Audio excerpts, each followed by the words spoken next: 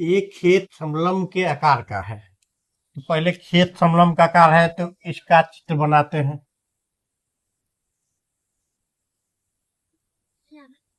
ये समलंब का आकार है। इसका नाम दे देते हैं ए बी सी डी। और क्या क्या दिया हुआ है, जिसकी समांतर भुजाएं 35 सेंटीमीटर और 20 सेंटीमीटर है। समांतर भुजाएं ये छोटी है तो 20 सेंटीमीटर ये है, और ये आपका 35 सेंटीमीटर है। इतना है। और क्या है, इसकी असमांतर भुजाएं 14 सेंटीमीटर और 13 सेंटीमीटर है। असमांतर भुजा जो है, ये असमांतर भुजा है, ये 14 सेंटीमीटर और 13 सेंटीमीटर है। तो क्षेत्रफल, इसका क्षेत्रफल निकालना है। देखिए कैसे निकालते हैं।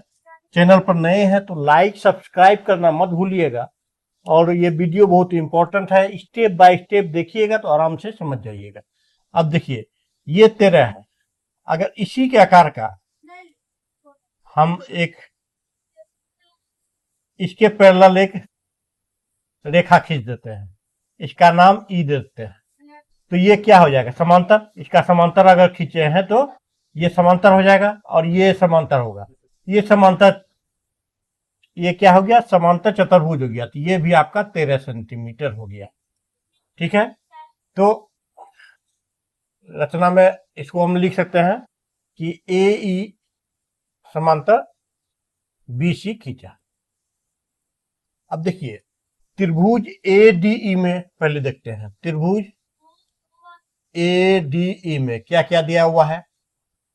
एक कोई भुजा मांगते हैं, ये डी ई बराबर होगा कितना, D C minus A B.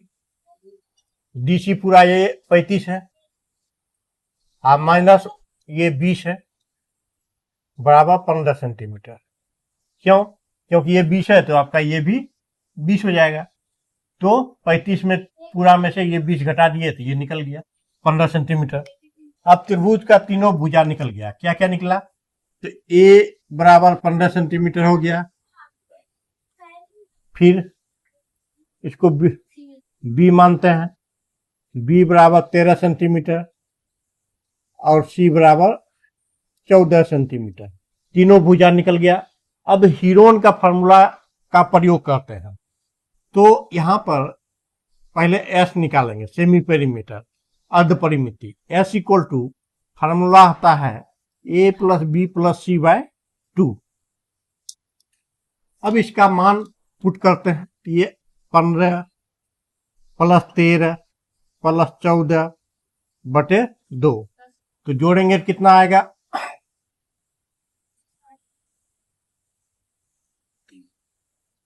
42 बटे 2 21 इक्वल टू 21 सेंटीमीटर। इसका अर्ध परिमिति निकल गया। अब हीरोन के फॉर्मूला से इसका क्षेत्रफल निकालते हैं। तो त्रिभुज का क्षेत्रफल, त्रिभुज का क्षेत्रफल होता है root over S, S minus A, S minus B, S minus C.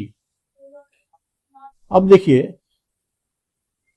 Root over S कितना है, 21, 21 माइनस ए है 15, 21 माइनस बी है 13, और 21 माइनस 14। तो रूट ओवर 21 में 15 जाएगा 6 होगा, 21 में 13 जाएगा तो कितना होगा 8, 21 में 14 रह जाएगा 7 होगा, इतना होगा। अब इसको पहले फैक्टराइज करते हैं तो कितना आएगा, देखिए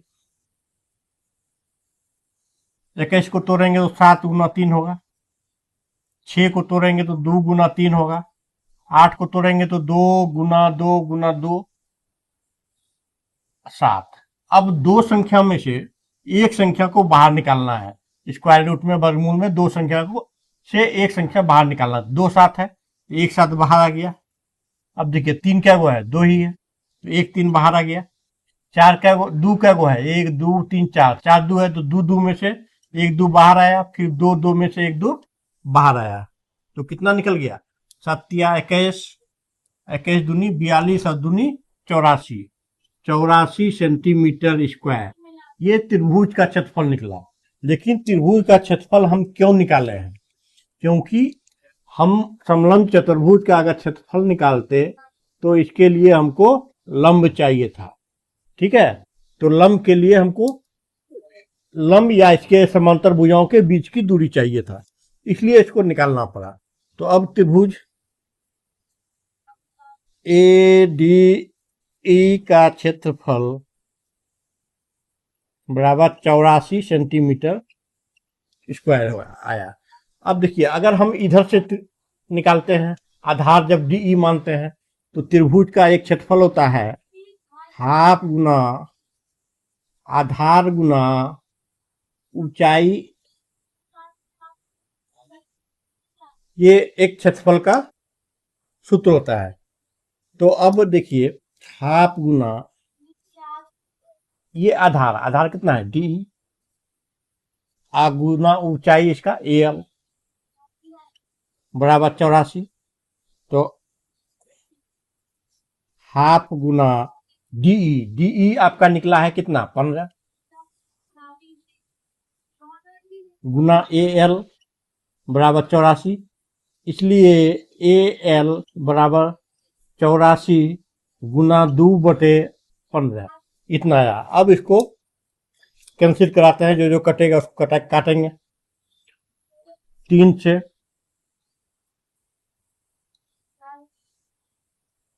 अब देखिए क्या क्या कट रहा है उसको देखते हैं।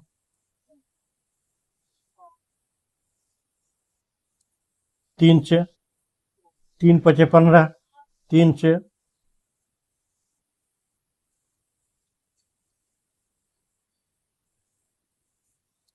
3 दूनी 6 और 3 8 24, तो 28 दूनी 56/5, 56/5 मेरा निकला क्या ऊंचाई, ये एल 56/5 मेरा निकल गया है। अब क्या निकालना है, समलंब चतुर्भुज का क्षेत्रफल। तो फार्मूला होता है समलंब चतुर्भुज का क्षेत्रफल हाफ गुना समांतर भुजाओं का योग गुना ऊंचाई, ये फार्मूला होता है। तो हाफ गुना समांतर भुजा कितना है 20 + 35 और गुना ऊंचाई है 56/5, इतना आ गया। अब देखिए तो हाफ गुना 20 35 कितना हो जाएगा 55 गुना 56/5, 5 से कैंसिल हो जाएगा 11, 2 से 28, तो 11 8 88, 8 बाकी 8, 11 9 22, 8 30, 308 सेंटीमीटर स्क्वायर। ये इसका समलंब चतुर्भुज का क्षेत्रफल निकल गया है। चैनल पर नए हैं लाइक सब्सक्राइब करना मत भूलिएगा।